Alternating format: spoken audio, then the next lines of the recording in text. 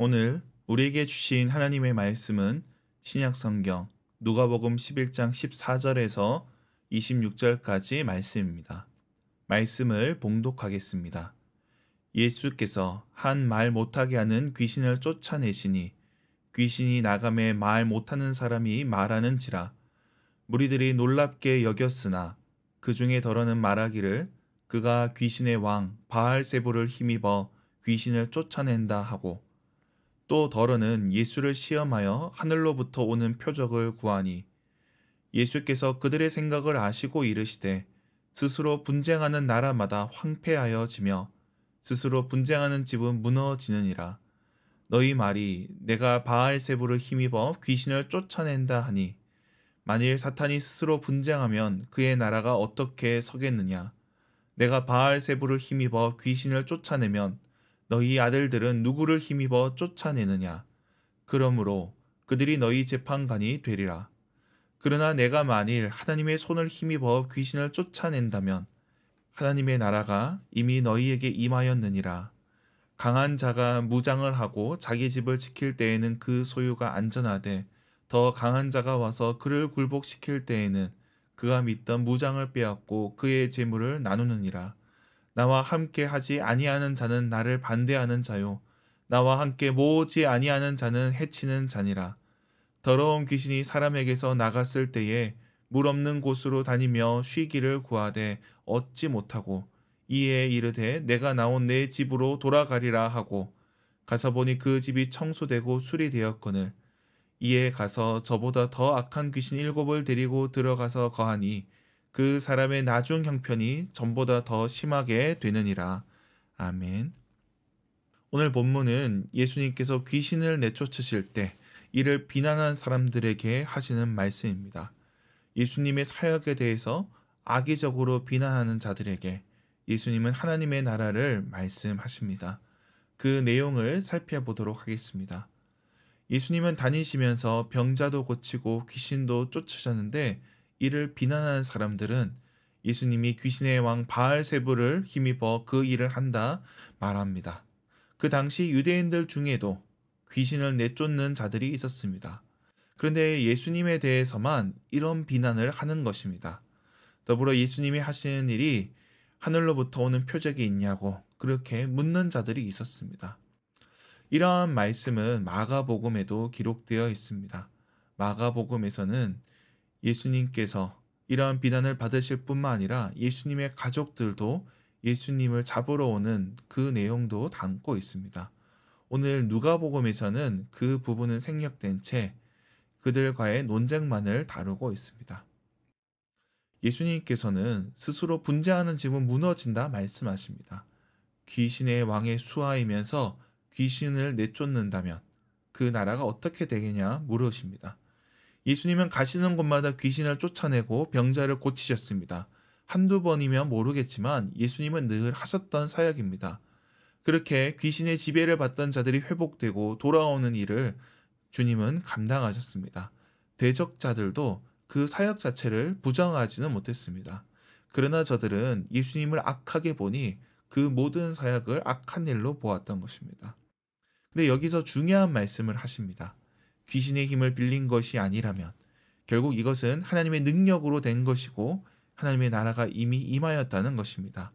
저들은 악의적인 비판에 사로잡혀 못 보고 있을 뿐 하나님의 나라가 이미 시작되었다는 겁니다. 저들이 받아들이지 못한 겁니다. 사탄의 권세는 이미 무너졌고 하나님의 나라는 시작되었습니다. 하나님의 나라에 대해서 보통 2차 세계대전을 예로 듭니다. 2차 세계대전은 그 전쟁의 기간이 길었지만, 그런데 실제적으로는 노르망디 상륙 작전 때 이미 전쟁의 승패는 기울었습니다. 그래서 그 날을 D-Day라고 부릅니다. 그런데 실제로 전쟁이 끝난 날, 빅토리데이, V-Day는 그보다 또 시간이 흘러야만 합니다. 하나님의 나라도 그렇다는 것입니다. 이미 하나님의 나라는 사탄의 권세를 무너뜨렸고 임하기 시작하였습니다. 이미 승리하였습니다. 지금에 있는 이 모든 일들은 잔당들, 귀신들을 쫓아내는 것입니다. 이처럼 귀신이 쫓겨가는 것은 단순한 기적이 아니고 권능으로 임하는 하나님 나라를 보여주고 있습니다. 그런 가운데 오늘 본문에서 살필 점을 보도록 하겠습니다. 아무리 선을 행해도 악의적으로 보는 자들이 있음을 기억해야 될 것입니다. 귀신이 쫓겨나고 병자를 고치는 일이 벌어져도 고통받는 자들이 그 고통에서 풀어진다 할지라도 이를 악의적으로 보고 꼬아서 보는 자들이 있다는 겁니다. 예수님도 그렇게 당하셨는데 우리도 마찬가지인 것입니다. 이 땅을 살아갈 때 우리의 의도와 행해야 할 결과와 상관없이 비난하고 비판하는 자들이 있다는 겁니다. 저들 스스로 말이 안 되는 논리를 들이대며 공색한 말로 비판하지만 저들이 거짓을 행하고 있는 것입니다. 그러므로 우리는 이 땅에서 선을 행하되 낙심하지 말아야 될 것입니다. 우리가 잘못해서 받는 비판은 당연하겠지만 잘하더라도 받을 수 있습니다. 악은 끈질기게 우리를 괴롭힐 것입니다. 그러나 그로 인해 우리의 사역을 멈추어서는 안 될 것입니다. 예수님도 거기서 멈추지 않았습니다. 그분의 사역이 이어졌듯이 그분의 제자인 우리도 그러해야 될 것입니다. 다음으로 우리는 하나님의 나라가 시작되었음을 기억해야 될 것입니다. 하나님의 나라는 예수님을 통해 시작되었습니다. 그분의 사역 가운데 점차 자라가기 시작했습니다. 사랑과 성김과 능력으로 이 땅 가운데 확장되고 있습니다. 물론 오늘 우리가 이 시점에서 온전히 누리지 못하는 부분도 있지만 그러나 하나님의 나라는 더욱더 성장해 나가고 있습니다. 확장되고 있습니다. 오늘 우리가 예수님의 뜻 가운데 거하며 사랑의 법을 따라 행할 때 그 나라를 살아가게 된다는 것입니다. 그리고 마지막으로 우리는 겸손해야 될 것입니다. 하나님의 역사를 분별하지 못한 자들처럼 우리도 우리의 고정관념과 편견으로 하나님의 사역을 거부할 수도 있습니다. 그러므로 이 시대 가운데 하나님의 뜻을 분별하기까지 우리는 겸손해야 될 것입니다. 이제 말씀을 맺겠습니다. 오늘 예수님은 귀신을 쫓아내며 하나님의 나라가 시작되었음을 가르쳐 주십니다. 그 사역에 악의적인 자들도 있고 거부하는 자들도 있지만 하나님의 나라는 이미 시작되었습니다. 이 세상의 비난에도 흔들리지 않고 그 나라를 살아가야겠습니다. 그 나라를 살아가는 저와 여러분이 되길 주님의 이름으로 축원합니다. 기도하겠습니다. 하나님 아버지, 하나님 나라를 바라며 그 나라를 꿈꾸는 자들이 여기 있습니다. 그 나라가 온전히 임하기까지 이 세상 가운데 흔들리지 않게 하여 주옵소서. 사명을 감당하며 능력 있게 살아가게 하여 주옵소서. 우리를 대적하고 우리를 비판하고 우리를 비난하는 자들이 있다 할지라도 물러서지 않게 하여 주옵시고 복음을 전하는 자들 되게 하여 주옵소서.